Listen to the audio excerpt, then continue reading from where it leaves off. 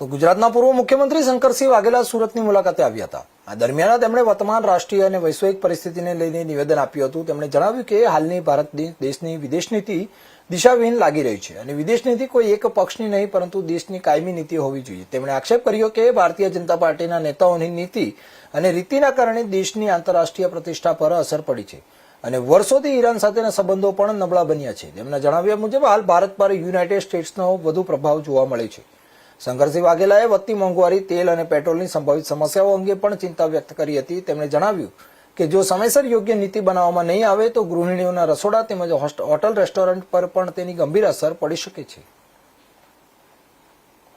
અત્યારે હાલ જે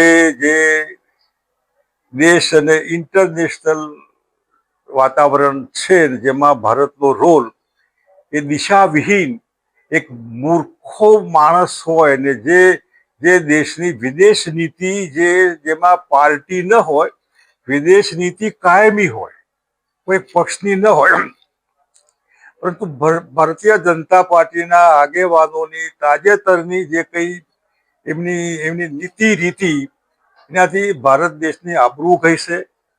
વર્ષોથી ઈરાનના સંબંધો ગીરવે મુકાઈ ગયા અને અમેરિકાની કઠપુતલી હોય, અમેરિકાના એક આટલા જે રાજ્યો ત્યાં છે એમાંનું એક રાજ્ય હોય હિન્દુસ્તાન, એવો દેખાવ થઈ રહ્યો છે।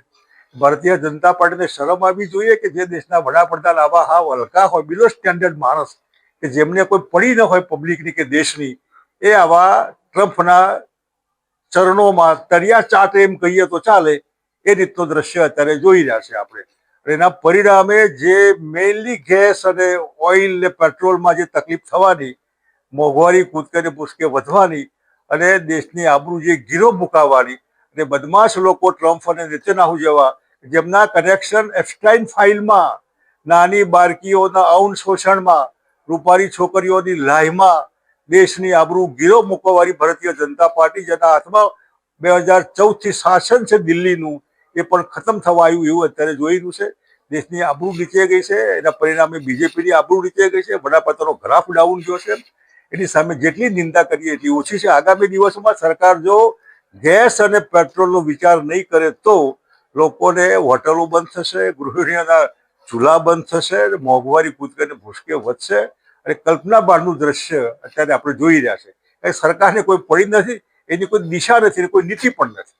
એવી નીતિ સારી રીતે લોકોને ઉપયોગી થાય એવો વિચાર તાત્કાલિક કરવો જોઈએ। ખાલી ગપ્પા મારવા અને હરદીન પુરી જેવો બેવકૂફ માણસ જે એપ્સ્ટાઇનની ફાઇલમાં તો દલાલ હતો, સરકારનો દલાલ વગર આધારે, કોઈ પણ જાતના સરકારી કનેક્શન કે સિક્કા વગરની દલાલી જેને કરી, ભારત સરકારની નીતિ, સ્ટ્રેટેજી, પોલિસી એ એપ્સ્ટાઇનને કહી આવે કે આવું અમે કરવાના છે। આ કેવી સરકાર કહેવાય, કેવી પાર્ટી કહેવાય, કેવી પોલિસી કહેવાય? એપ્સ્ટાઇન ફાઇલમાં આ હરદીપ પુરી કે અનિલ અંબાણી હોય એના માધ્યમથી દેશના વડાપ્રધાનને પણ એમાં આપણને બૂ આવતી હોય એવું લાગે કે તમે પણ આમાં ઇન્વોલ્વ છો કે પબ્લિક માફ કર્યા।